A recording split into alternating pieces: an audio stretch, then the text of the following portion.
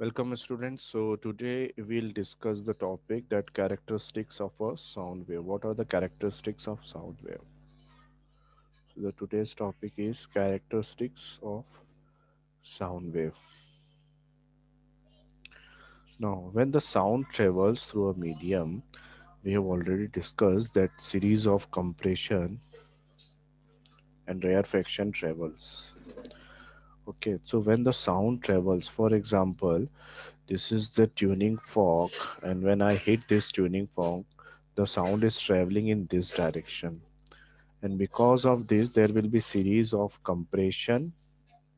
This is a compression and rarefaction. This is rarefaction. Okay, this is compression. So compression and rarefaction. Compression and rarefaction. So these two travels. This is the region of high density, that is compression, rarefaction, compression, rarefaction, compression, rarefaction. और अगर हम इसे एक graph में plot करें तो मैंने आपको पहले भी बताया था, कंप्रेशन का जो मिडिल पॉइंट होगा that will be of the highest density. ये हाईएस्ट डेंसिटी होगी, हाईएस्ट प्रेशर होगा यहाँ पर. तो ये पॉइंट्स वो है जहाँ पर डेंसिटी आपकी हाईएस्ट है और प्रेशर भी आपका हाईएस्ट है.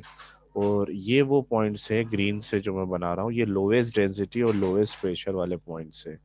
ठीक है, तो इस पॉइंट्स को लेकर हम एक लाइन नीचे ड्रॉ कर लेते हैं. Let us draw a line.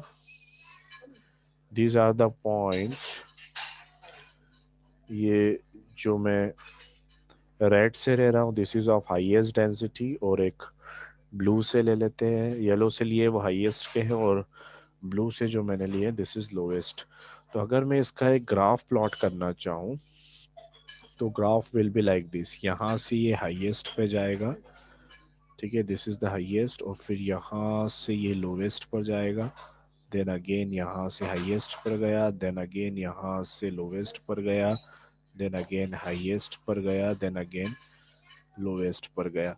तो यहाँ पर ये आपका एक्स के साथ में ये चेंज हो रहा है. और वाई एक्सिस में यहाँ पर डेंसिटी कह लूँ या फिर प्रेशर कह लूँ, डेंसिटी और प्रेशर दोनों चीज़ें, डेंसिटी और प्रेशर. तो डेंसिटी और प्रेशर इस तरह से वेरी कर रहा है. मतलब साउंड वेव को मैं इस तरह से रिप्रेजेंट कर सकता हूँ डेंसिटी और प्रेशर वेरिएशन से. अब ये एक वेव हो गई. इस वेव के कुछ कैरेक्टरिस्टिक्स है, जिसमें से सबसे पहली कैरेक्टरिस्टिक हमें देखना है कि वेव लेंथ. वेव लेंथ क्या होती है? वेव लेंथ को हम डिनोट करते हैं ग्रीक लैम्डा से. It is a length of single cycle of wave. तो we can write it is the length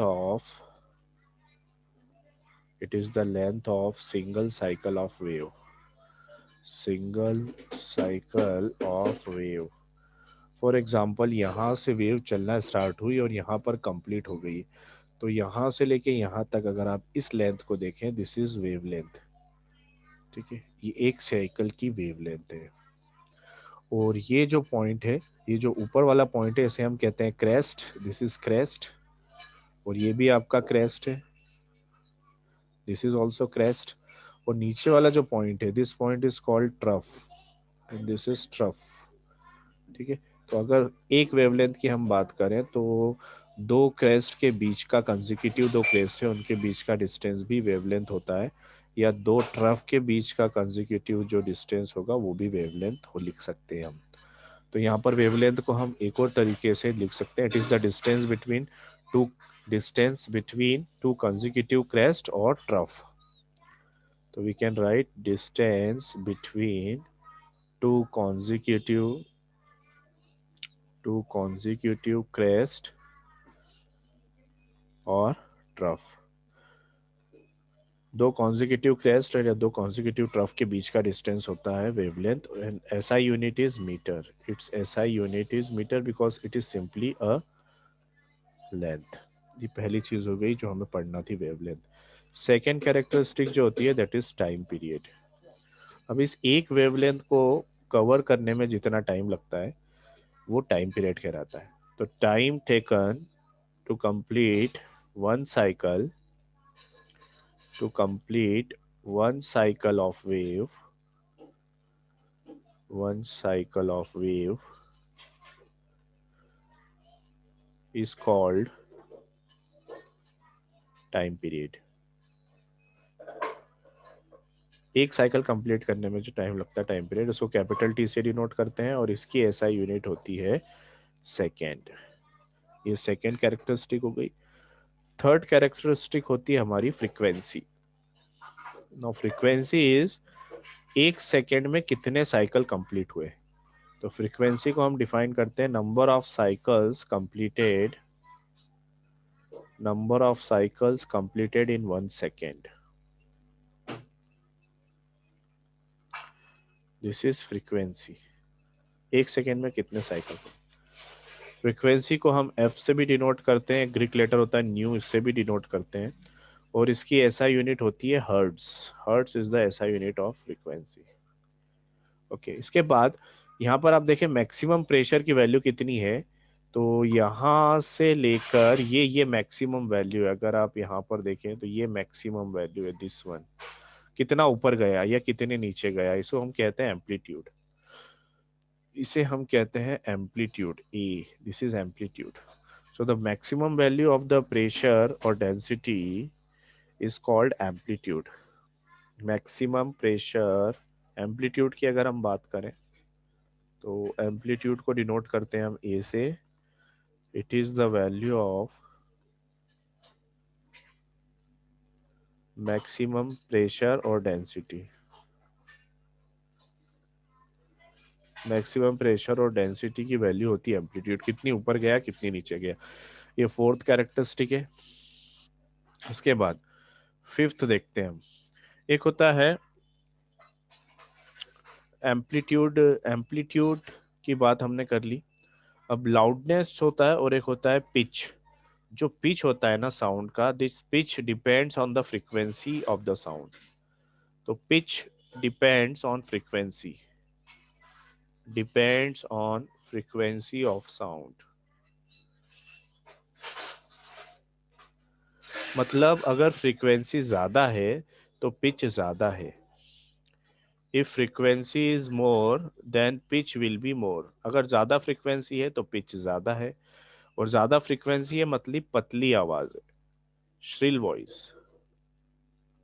पतली आवाज जो होगी ना आपकी, shrill voice, that will be more frequency. और फ्रीक्वेंसी अगर कम है तो पिच भी कम है, और पिच कम है मतलब मोटी आवाज। मोटी आवाज मतलब ग्रे वॉइस। तो दिस इज पिच। उसके बाद एक पैरामीटर आता है दैट इज लाउडनेस। जो हम अपने टीवी की लाउडनेस को बढ़ाते हैं, तो loudness depends on amplitude of the sound. It depends on amplitude of sound, depends on amplitude of sound. जितना आपका साउंड का एम्पलीट्यूड ज़्यादा होगा उतनी लाउडनेस ज़्यादा होगी। ठीक है, तो अगर एम्पलीट्यूड ज़्यादा है तो इसका मतलब लाउडनेस ज़्यादा है, आपकी आवाज़ ज़्यादा लाउडनेस रहेगी आवाज़ में, मतलब आपने वॉल्यूम बढ़ा दिया है। और अगर एम्पलीट्यूड कम है तो लाउडनेस भी साउंड की कम होगी। ठीक है, this is loudness. Seventh is quality of sound. Quality of sound, जिसको हम टिम्बर भी कहते हैं, quality of sound is also called timber. It is the shape of wave form. Shape of wave form. देखो, अगर आपकी कोई आवाज निकल रही है तो उसका शेप अलग अलग तरीके से हो सकती है। दो शेप बना रहा हूं मैं, क्योंकि हर एक का पर्टिकुलर अपनी एक आवाज का एक पर्टिकुलर, आप उसको अगर कन्वर्ट करें शेप में तो उसका एक अलग अलग शेप आ सकता है। ये एक पर्टिकुलर एक शेप आया, ये दूसरा शेप आया। ठीक है, तो ये दो अलग अलग वेव फॉर्म है। तो this this denotes the quality of sound. ये अलग अलग दो शेप मैंने बनाए, शेप ऑफ वेव फॉर्म अलग अलग है, तो इससे पता चलता है कि साउंड की क्वालिटी क्या है। This is the quality of sound depends on the shape of wave form, कि कैसा शेप बन रहा है। Okay, and the sixth characteristic is that is speed of sound. Speed of sound, जिसको v से डिनोट करते हैं अपन। अब स्पीड इज इक्वल्स टू क्या होता है, distance upon time. Speed of sound is distance upon time. And for one cycle अगर एक साइकिल की बात करूं मैं, तो डिस्टेंस की वैल्यू कितनी होगी, वेवलेंथ के बराबर। और वन साइकिल के लिए टाइम की वैल्यू किसके बराबर होगी, कैपिटल टी के बराबर। मतलब स्पीड क्या हो जाएगा, लैम्डा अपॉन टाइम पीरियड। ठीक है, टी मतलब टाइम पीरियड। और टाइम पीरियड और फ्रीक्वेंसी में इनवर्स रिलेशन है। One upon time period is equals to frequency. Time period का इनवर्स जो होता है वो फ्रीक्वेंसी के बराबर होता है। ठीक है, तो अगर स्पीड का हम फॉर्मूला लिखे तो यहाँ से तो आ गया this is wavelength upon time period. ये पर आ गई वेवलेंथ और नीचे आ गया टाइम पीरियड।